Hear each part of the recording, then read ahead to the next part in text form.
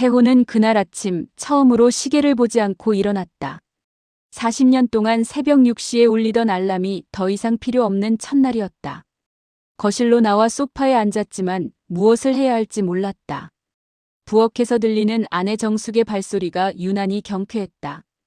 어디론가 나갈 준비를 하고 있었다. 태호는 묻고 싶었지만 입을 열지 못했다. 대신 신문을 펼쳤다가 다시 접었다. 정숙은 현관에서 신발을 신으며 뒤돌아보지 않았다. 저녁에 들어올게요. 그 말과 함께 문이 닫혔다. 집은 갑자기 조용해졌다. 40년 만에 경험하는 정막이었다. 사흘 후 태호는 처음으로 설거지를 시도했다. 비누 거품이 미끄러운 접시에서 손가락 사이로 빠져나갔다. 회사에서는 그래도 인정받던 손이 집에서는 이렇게 서툴렀다. 쨍그랑. 시어머니에게 물려받은 접시가 바닥에 떨어졌다. 정숙이 달려왔다. 얼굴에는 놀람보다 한숨이 먼저 떠올랐다. 괜찮다고 했잖아요. 그냥 놔두라고. 태호는 빗자루를 들었다가 내려놓았다. 도와주려던 마음이 한순간에 무너졌다. 자신이 이 집에서 얼마나 쓸모없는 존재인지 깨달았다. 정숙은 바닥의 조각들을 치우며 생각했다. 화가 난 건 접시 때문이 아니었다. 갑자기 달라진 남편이 어색했고 그 어색함을 어떻게 받아들여야 할지 몰라서였다. 통장이 식탁에 놓인 저녁, 태호는 여행 책자를 꺼냈다. 표지에는 푸른 바다가 펼쳐져 있었다. 제주도라도 한번 가보자. 신혼여행도 제대로 못 갔잖아. 정숙은 통장의 숫자를 다시 한번 확인했다. 그 돈으로 앞으로 얼마나 살아야 할까? 병원비는? 생활비는? 여행은 나중에. 일단 안정부터 생각해야죠.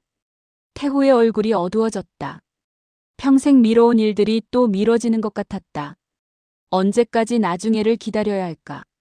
정숙도 여행을 가고 싶었다. 하지만 누군가는 현실을 봐야 했고 그 역할이 항상 자신의 몫이었다.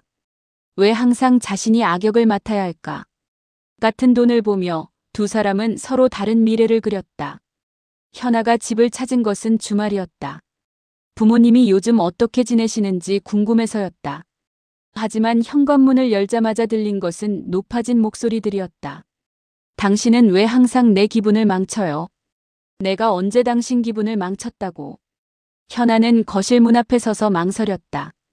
들어가야 할까, 돌아가야 할까. 하지만 싸움은 계속되었다. 제발 그만해요. 현아의 외침에 두 사람이 돌아봤다. 딸의 얼굴에는 눈물이 고여 있었다. 이럴 거면 차라리 이혼하세요. 보기 힘들어요. 그 말이 떨어지자 집안은 조용해졌다. 현아는 가방을 들고 돌아서며 중얼거렸다. 결혼이 이런 건가요? 그럼 난 안 할래요. 문이 닫힌 후 태호와 정숙은 서로를 바라봤다. 사랑하는 딸에게까지 상처를 주고 있었다. 그날 밤 태호는 침대에 누워 천장을 바라봤다. 옆에서 정숙의 작은 숨소리가 들렸다.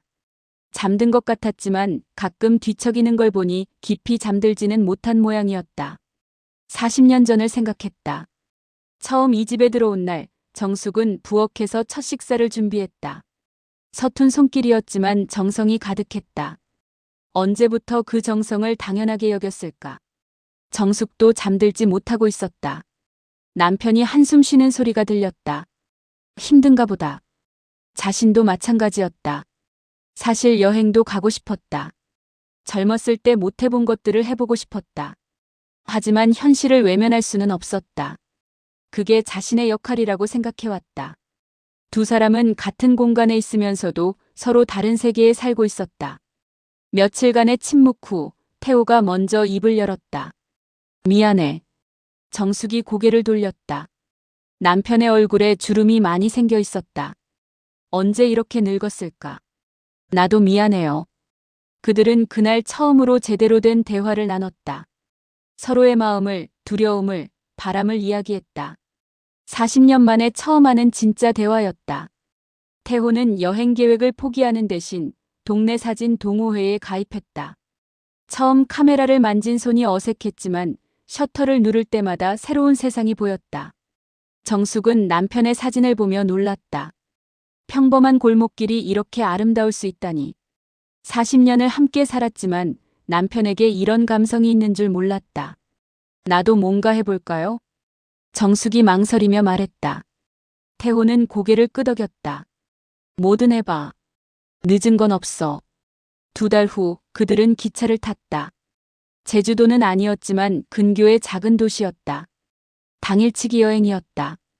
기차 창밖으로 스쳐가는 풍경을 보며 정숙은 오랜만에 설렜다. 언제 마지막으로 이런 기분을 느꼈을까? 태호는 카메라로 아내의 모습을 찍었다. 뷰파인더 속의 정숙은 젊어 보였다.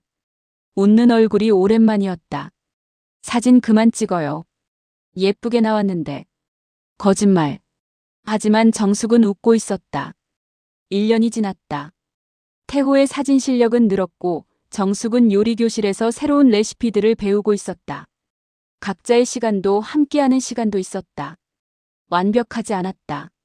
여전히 서로 이해하지 못할 때가 있었고 가끔 다투기도 했다. 하지만 이제는 이야기할 수 있었다. 현아가 집에 왔을 때 분위기가 달라진 것을 느꼈다. 부모님이 서로를 보는 눈빛이 예전과 달랐다. 결혼 생각 바뀌었어요? 현아가 농담조로 물었다. 아직은 모르겠어. 좀 더 봐야지. 현아는 웃었다. 부모님을 보며 생각했다. 사랑은 한 번에 완성되는 게 아니구나. 어느 여름 저녁 태호와 정숙은 베란다에 나란히 앉아 노을을 바라봤다. 태호는 카메라를 들었다가 내려놓았다. 기록으로 남길 필요가 없는 순간이었다. 내년 여름에는 정말 여행 가볼까? 정숙이 먼저 말했다. 정말? 응. 당신이 그렇게 가고 싶다고 했던 바다. 태호는 정숙의 손을 잡았다. 주름진 손이었지만 따뜻했다. 혼자 가면 재미없을 것 같아. 같이 가자. 당연하죠. 누구와 가느냐가 중요한 거니까. 해가 지고 있었다. 하지만 두 사람에게는 새로운 하루가 시작되는 것 같았다. 마지막 여름날이 아니라 첫 번째 여름날처럼. 그들의 이야기는 여기서 끝나지 않는다. 60대의 여름이 지나면 가을이 오고 가을이 지나면 겨울이 올 것이다. 하지만 더 이상 혼자가 아니다. 때로는 다투고 때로는 화해하고 때로는 각자의 길을 걷고 때로는 함께 걸을 것이다. 완벽하지 않지만 그래서 더 아름다운 나날들. 사랑은 한 번에 완성되지 않는다. 매일 조금씩 새롭게 만들어가는 것이다. 태호와 정숙은 이제 그것을 알고 있다. 그리고 그들의 여름은 아직 끝나지 않았다.